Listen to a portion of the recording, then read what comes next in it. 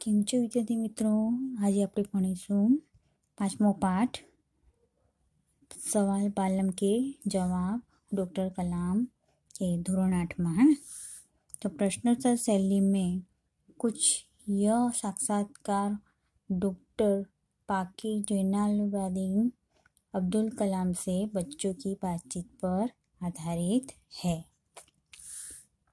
यह बातचीत तब प्रसन्न हुई थी जब डॉक्टर कलाम राष्ट्रपति के पद पे आसीन थे।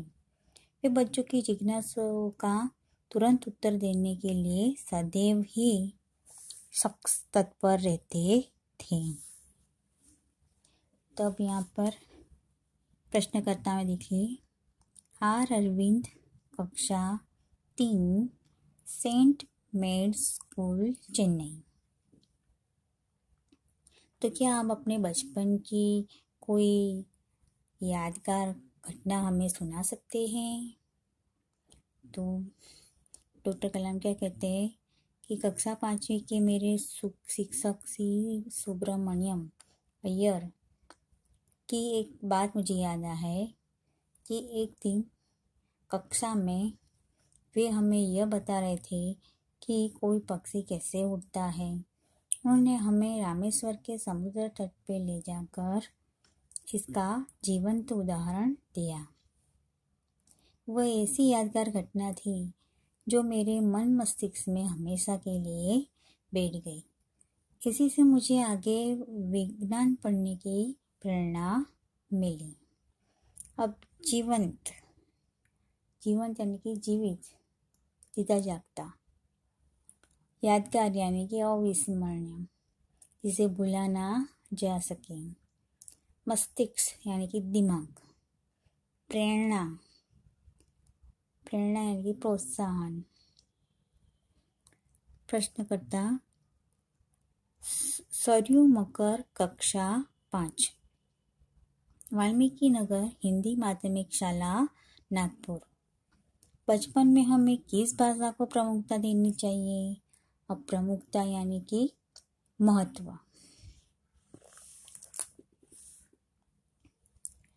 डॉक्टर कलाम क्या कहते हैं कि मैंने स्वयं माध्यमिक शिक्षा तक की पढ़ाई अपनी मातृभाषा के माध्यम से पूरी की है। कॉलेज और उससे आगे की शिक्षा अंग्रेजी माध्यम की संस्थाओं में हुई।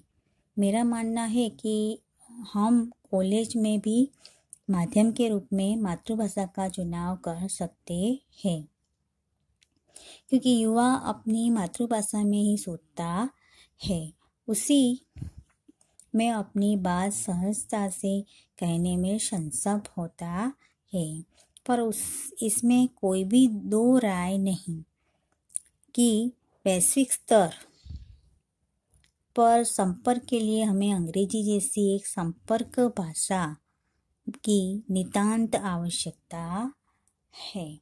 नितांत यानी कि अत्यंत, लक्ष्य यानी कि ध्येय, बराबर। वैश्विक यानी कि विश्व संबंधी, सक्षम यानी कि समर्थ, सहजता से यानी कि स्वाभाविकता से यानी कि आसानी से, समस्या यानी कि उलझन, महारत यानी कि योग्यता, कुशलता। प्रश्नकर्ता हर्ष पटेल, कक्षा 5, चंदूलाल विद्या मंदिर, मुंबई। यदि हम आपकी तरह बनना चाहें तो हमें क्या करना चाहिए? क्या कहता है हर्ष पटेल कि यदि हम आपकी तरह बनना चाहें तो हमें क्या करना चाहिए? तो डॉक्टर कलाम कहते हैं, जब आप युवा अवस्था में कदम रखें तभी आपको जीवन में लक्ष्य निर्धारित कर लेना चाहिए। लक्ष्य यानी कि अपना ध्येय निर्धारित कर लेना चाहिए। हमेशा कुछ बड़ा सोचा। जैसे ही अनुभूति होगी कि आप आखिर क्या बनना चाहते हैं, तभी से उसी दिशा में प्रयास और श्रम प्रारंभ कर दो। जैसे भी आपको पता चले कि आपको क्या बनना चाहते हो, तो उसी में ही आप अपनी मेहनत करना शुरू कर देना चाहिए। कहने का अर्थ है कि जी तोड़ मेहनत करो। जो आप आगे की और बढ़ोगी, आपका सामना बाधाओं तथा कठिनाइयों से होगा। आपको अपने अंदर दृढ़ साहस पैदा करना होगा। समस्याओं को पराजित करने में महारत हासिल करनी होगी, तभी जीवन में सफल हो पाओगे। पहले यह जरूरी है कि आप निरंतर ज्ञान अर्जित करो। अब निरंतर यानी कि लगातार, चुनौती यानी कि ललकार, अर्जित करना यानी कि प्राप्त करना, समक्ष यानी सामने आगे।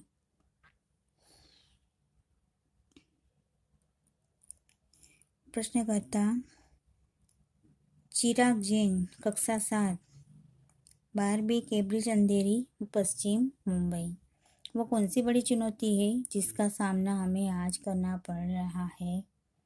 तो चुनौती यानी कि ललकार। डॉक्टर कलाम, भारत को सन 2020 तक एक विकसित राष्ट्र के रूप में परिवर्तित करना और देश के 1 अरब से अधिक नागरिकों के चेहरों पे मुस्कान देखना, यही राष्ट्र के समक्ष सबसे बड़ी चुनौती है। चुनौती यानी कि ललकार। प्रश्नकर्ता हर्ष चांडक, कक्षा 7, डॉक्टर एस राधाकृष्णन विद्यालय, मलाड, मुंबई। आपकी दृष्टि में साहस की परिभाषा क्या है? परिभाषा यानी कि व्याख्या। डॉक्टर कलाम, अपनी जान की परवाह किए बिना दूसरों को संकट या आपदा से बचाना ही साहस है। आपदा यानी कि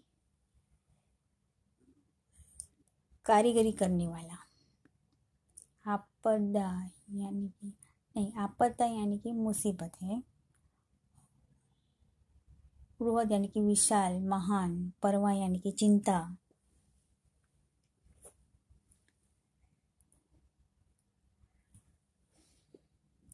अब प्रश्नकर्ता तरुण पटेल, कक्षा 8, स्वामीनारायण इंडिपेंडेंट स्कूल, लंदन। हम प्रवासी भारतीय मातृभूमि के प्रति गर्व की भावना कैसे विकसित करें?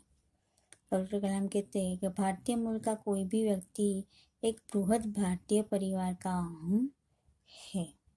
बृहद यानी कि एक विशाल, महान। उससे हमारे देश की सांस्कृतिक विरासत का गर्व है। गर्व यानी गौरव।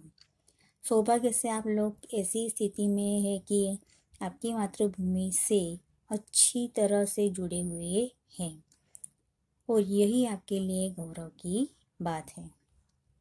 प्रश्नकर्ता सत्यम, कक्षा 10, जिला स्कूल, मुंगेर। जो भी बच्चे आपसे मिलते हैं वे कहते हैं कि वे एक प्रसिद्ध वैज्ञानिक, इंजीनियर, डॉक्टर आदि बनना चाहते हैं, पर किसान, मजदूर और कलाकार भी किसी राष्ट्र के लिए उतने ही महत्वपूर्ण हैं। तो हम ऐसे परिवारों से आते हैं, हमारे लिए आपका क्या संदेश है? डॉक्टर कलाम कहते हैं किसान, मजदूर, कलाकार और दस्तकार ये सभी हमारे राष्ट्र के अभिन्न अंग हैं। राष्ट्र निर्माण में हमें उन सभी की सेवाओं की समान रूप से दरकार है। तो दस्तकार यानी कि शिल्पकार बराबर है। दरकार यानी कि जरूरत, अभिन्न यानी कि अटूट, और अचूक यानी कि व्यर्थ न जानने वाला। मान्यता यानी कि स्वीकृति। तो आप सभी को चाहिए कि अपने अपने क्षेत्रों में खूब उन्नति करें यानी कि प्रगति करें।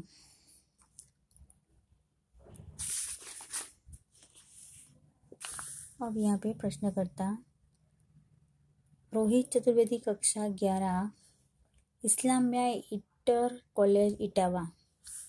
आप कहते हैं कि भारत 2020 तक विकसित राष्ट्र बन जाएगा, पर निरंतर बढ़ती जनसंख्या और बेरोजगारी इसे संभव होने देगी। तो 2020 तक का जो राष्ट्र जो है वो विकसित यानी कि विकासशील हो जाएगा, तो उस वक़्त की जनसंख्या और बेरोजगारी क्या उस वक्त संभव हो सकेगी, ये उसके बारे में पूछ रहे हैं बच्चे। तो डॉक्टर कलाम क्या कहते हैं कि विकास स्वयं जनसंख्या वृद्धि को रोकने की अचूक औषधि है। तो अचूक यानी कि स्वार्थ में आगे ने कहा कि व्यर्थ न जाने वाला। मान्यता यानी कि स्वीकृति, और पर्याप्त यानी कि आवश्यकता के अनुसार। सुनियोजित यानी कि अच्छी तरह से सोच समझकर